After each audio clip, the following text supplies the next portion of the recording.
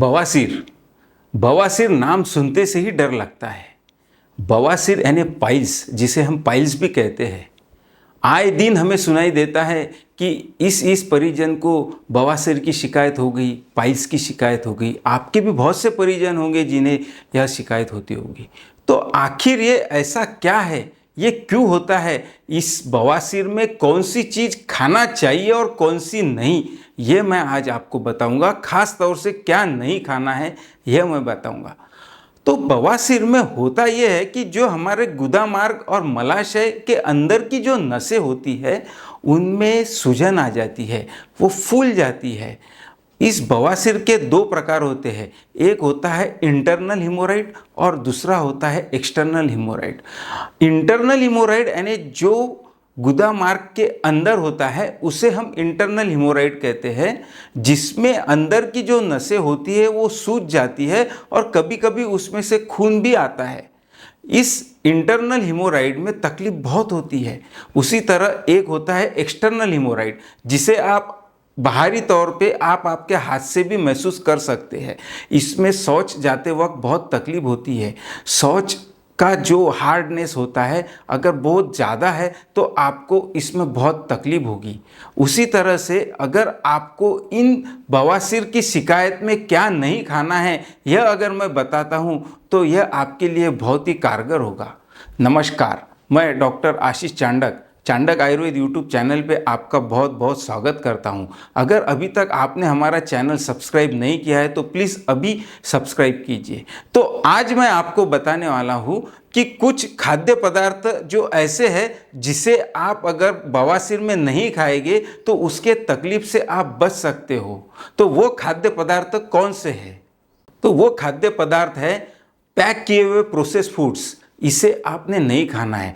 Pack किए हुए process foods कौन से हैं? तो चिप्स हो गए, कुरकुरे हो गए, इस तरह के जो पैकेट फूड्स होते हैं इसमें मसाले की बहुत ज़्यादा मात्रा होती है, नमक की भी बहुत ज़्यादा मात्रा होती है, जो कि आपके शरीर में पानी का रेशो कम करके आपके स्टूल को हार्ड बना देती है। उस वजह से हार्ड स्टूल के कारण गुदा मार्ग में उसकी जख्म होके कभी कभी फिशर भी होता है और बहुत ज़्यादा दर्द होता है। उसी तरह से फास्ट फूड जैसे बर्गर हो गया, पिज़्ज़ा हो गया, इसमें फैट बहुत ज़्यादा होता है। अगर आप इसे बहुत ज़्यादा खाते हो तो कब्ज की शिकायत आपको दिखाई देगी, जिसमें कि आपको कॉन्स्टिपेशन जैसी जो शिकायत है वो बहुत ज़्यादा होगी और उसमें आपको वहाँ लैट्रिन गुर्दा की जगह पर आपको बहुत ज़्यादा पेन होगा। उसी तरह से फ्रोज़न फूड्स जो है, जो इसमें प्रिजर्वेटिव का प्रमाण बहुत ज़्यादा होता है और उस वजह से इसमें फ्रोज़न फ्रूट जो भी होते हैं उसे आपने कम से कम खाना है। इसमें आपको जैसे मोमोज़ हो गए, इस तरह के जो फूड्स है ये आपको आएंगे। उसी तरह से चटनी और सॉस का प्रमाण मैं बहुत सी बार देखता हूँ कि बहुत से लोग बहुत ज़्यादा खाते हैं।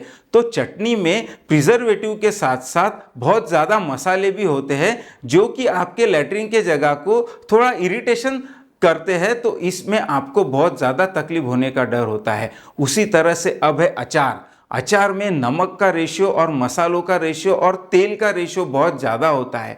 तो ये अगर अचार का रेशियो ज़्यादा रखेंगे तो आपको 100% फिशर की तकलीफ या बवासीर की तकलीफ होना ही है। इसलिए इस अचार को भी आपको कम से कम खाना है। उसी तरह से जो मार्केट में मिलते हैं कोल्ड ड्रिंक्स, कोका कोला, इनका भी रेशियो आप कम कीजिए। इसमें कैफीन का जो रेशियो होता है उसके कारण ये आपके पेरिस्टालसिस मूवमेंट को स्लो करते हैं, यानी आपकी जो पचन करने की शक्ति है उसे डाउन करते हैं। उसके कारण आपका स्टूल हार्ड होता है और हार्ड स्टूल के कारण आपको बवासीर की तकलीफ होने का बहुत ज़्यादा डर होता है। उसी तरह से बवासीर के कारण जो तकलीफ, जो दर्द होता है वह उस पेशेंट को ही पता है कि वो दर्द क्या है। और जो मैदे के जैसी जो चीज़ें मैदे से जो बनी होती है वो उन चीज़ों को भी थोड़ा सा अवॉइड करना चाहिए। जैसे नान हो गया, तंदूरी रोटी हो गई, उसी तरह से ब्रेड हो गए। ये जो मैदे की जो प्रोसेस फूड है जिसे आधा पकाया जाता है, यह चीज़ें आपने कम से कम खाना चाहिए क्योंकि यह भी बहुत हानिकारक है। उसी तरह से नमक का ज़्यादा रेशियो आपने आपके खाने में नहीं रखना है।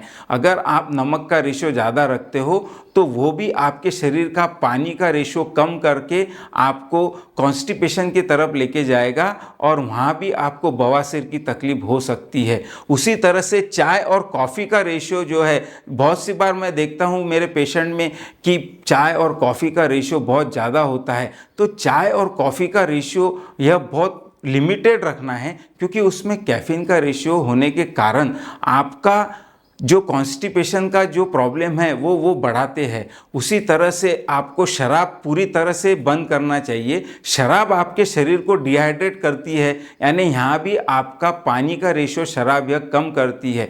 इस कारण भी आपको कॉन्स्टिपेशन होके मल या सख्त होकर आपको बहुत ज़्यादा तकलीफ हो सकती है। उसी तरह मसालेदार भोजन, बहुत सी बार मैं देखता हूँ कि बहुत लोगों को मसालेदार भोजन करने की आदत होती है, तो इस तरह के मसालेदार भोजन को भी अवॉइड कीजिए। आप सिंपल खाना खाइए और तलन जैसे समोसा, कचौरी, भजिए, पकोड़े, इस तरह की चीज़ों का लिमिटेड यूज़ कीजिए क्योंकि ये डाइजेस्ट करने में बहुत भारी होते हैं। और अगर कोई भी चीज़ अगर आप जो भी खाते हो वो अगर डाइजेस्ट करने में भारी हो तो आपको उस चीज़ को कम कहना चाहिए क्योंकि अगर उसका प्रोसेस हार्ड है तो आपको कॉन्स्टिपेशन होगा, आपका जो मल है वो सख्त होगा और वहाँ पे तैयार होगी एक बीमारी, वो है बवासीर। तो इस तरह से आप बवासीर से बच सकते हैं इन चीज़ों को कम खा के। मेरा काम ही है कि लोगों को आयुर्वेद दवाई दे के बवासीर जैसे डिसीज से राहत दिलाना। लेकिन अगर आप ये चीज़ें कम खाएंगे और साथ में आयुर्वेद दवाई लेंगे तो आप बहुत जल्दी अच्छे होंगे, अदरवाइज आपकी जो कंडीशन है वो ऑपरेशन तक जा सकती है। मैं मेरे ओपीडी में बहुत सी बार देखता हूँ कि पेशेंट बहुत तकलीफ लेके आते हैं, उनकी दिनचर्या बहुत ही गलत होती है।